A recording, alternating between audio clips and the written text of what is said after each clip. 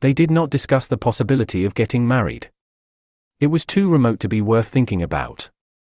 No imaginable committee would ever sanction such a marriage, even if Catherine, Winston's wife, could somehow have been got rid of. It was hopeless even as a daydream. "What was she like, your wife?" said Julia. "She was, do you know the Newspeak word good thinkful? Meaning naturally orthodox, incapable of thinking a bad thought?" "No, I didn't know the word, but I know the kind of person, right enough." He began telling her the story of his married life, but curiously enough she appeared to know the essential parts of it already. She described to him, almost as though she had seen or felt it, the stiffening of Catherine's body as soon as he touched her, the way in which she still seemed to be pushing him from her with all her strength, even when her arms were clasped tightly round him. With Julia he felt no difficulty in talking about such things. Catherine, in any case, had long ceased to be a painful memory and became merely a distasteful one. "I could have stood it if it hadn't been for one thing," he said. He told her about the frigid little ceremony that Catherine had forced him to go through on the same night every week. She hated it, but nothing would make her stop doing it.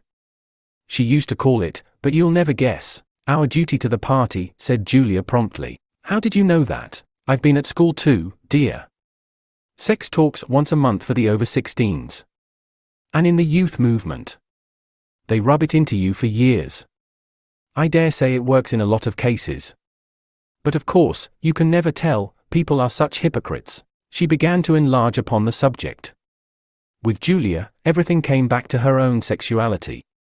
As soon as this was touched upon in any way, she was capable of great acuteness. Unlike Winston, she had grasped the inner meaning of the party's sexual puritanism. It was not merely that the sex instinct created a world of its own which was outside the party's control, and which therefore had to be destroyed if possible. What was more important was that sexual privation induced hysteria, which was desirable because it could be transformed into war fever and leader worship.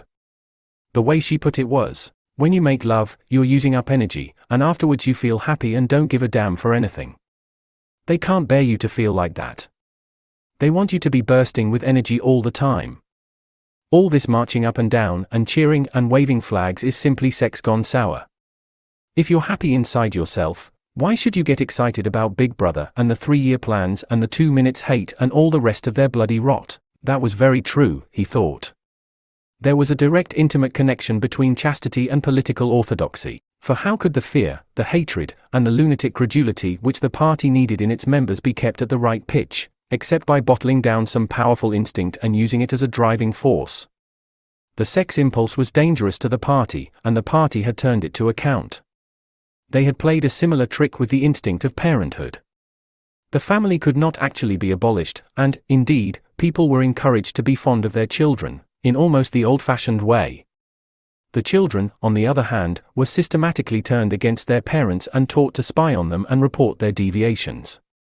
The family had become in effect an extension of the thought police. It was a device by means of which everyone could be surrounded night and day by informers who knew him intimately. Abruptly his mind went back to Catherine. Catherine would unquestionably have denounced him to the thought police if she had not happened to be too stupid to detect the unorthodoxy of his opinions. But what really recalled her to him at this moment was the stifling heat of the afternoon, which had brought the sweat out on his forehead. He began telling Julia of something that had happened, or rather had failed to happen, on another sweltering summer afternoon, 11 years ago. It was 3 or 4 months after they were married. They had lost their way on a community hike somewhere in Kent. They had only lagged behind the others for a couple of minutes, but they took a wrong turning, and presently found themselves pulled up short by the edge of an old chalk quarry. It was a sheer drop of 10 or 20 meters, with boulders at the bottom. There was nobody of whom they could ask the way. As soon as she realized that they were lost, Catherine became very uneasy. To be away from the noisy mob of hikers even for a moment gave her a feeling of wrongdoing. She wanted to hurry back by the way they had come and start searching in the other direction. But at this moment Winston noticed some tufts of loose strife growing in the cracks of the cliff beneath them. One tuft was of 2 colors, magenta and brick red, apparently growing on the same root. He had never seen anything of the kind before, and he called to Catherine to come and look at it. "Look, Catherine! Look at those flowers. That clump down near the bottom. Do you see they're 2 different?" She had already turned to go, but she did rather fretfully come back for a moment. She even leaned out over the cliff face to see where he was pointing. He was standing a little behind her, and he put his hand on her waist to steady her. At this moment it suddenly occurred to him how completely alone they were. There was not a human creature anywhere, not a leaf stirring, not even a bird awake.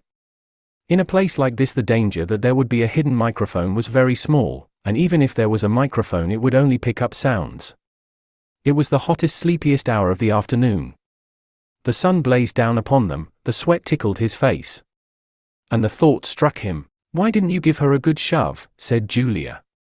"I would have. Yes, dear, you would have. I would, if I'd been the same person then as I am now. Or perhaps I would, I'm not certain. Are you sorry you didn't?" "Yes. On the whole I'm sorry I didn't." They were sitting side by side on the dusty floor. He pulled her closer against him. Her head rested on his shoulder, the pleasant smell of her hair conquering the pigeon dung.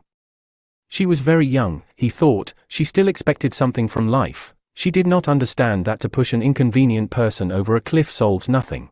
"Actually it would have made no difference," he said. "Then why are you sorry you didn't do it?" "Only because I prefer a positive to a negative. In this game that we're playing, we can't win. Some kinds of failure are better than other kinds, that's all." He felt her shoulders give a wriggle of dissent. She always contradicted him when he said anything of this kind. She would not accept it as a law of nature that the individual is always defeated. In a way she realized that she herself was doomed, that sooner or later the thought police would catch her and kill her, but with another part of her mind she believed that it was somehow possible to construct a secret world in which you could live as you chose. All you needed was luck and cunning and boldness. She did not understand that there was no such thing as happiness, that the only victory lay in the far future, long after you were dead, that from the moment of declaring war on the party it was better to think of yourself as a corpse. "We are the dead," he said. "We're not dead yet," said Julia prosaically. "Not physically. 6 months, a year, 5 years, conceivably. I am afraid of death. You are young, so presumably you're more afraid of it than I am. Obviously we shall put it off as long as we can. But it makes very little difference. So long as human beings stay human, death and life are the same thing." "Oh, rubbish. Which would you sooner sleep with, me or a skeleton? Don't you enjoy being alive? Don't you like feeling, this is me, this is my hand, this is my leg, I'm real, I'm solid, I'm alive? Don't you like this?" She twisted herself round and pressed her bosom against him. He could feel her breasts, ripe yet firm, through her overalls. Her body seemed to be pouring some of its youth and vigor into his. "Yes, I like that," he said. "Then stop talking about dying. And now listen, dear, we've got to fix up about the next time we meet. We may as well go back to the place in the wood. We've given it a good long rest. But you must get there by a different way this time.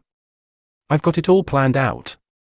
You take the train, but look, I'll draw it out for you." And in her practical way she scraped together a small square of dust, and with a twig from a pigeon's nest began drawing a map on the floor.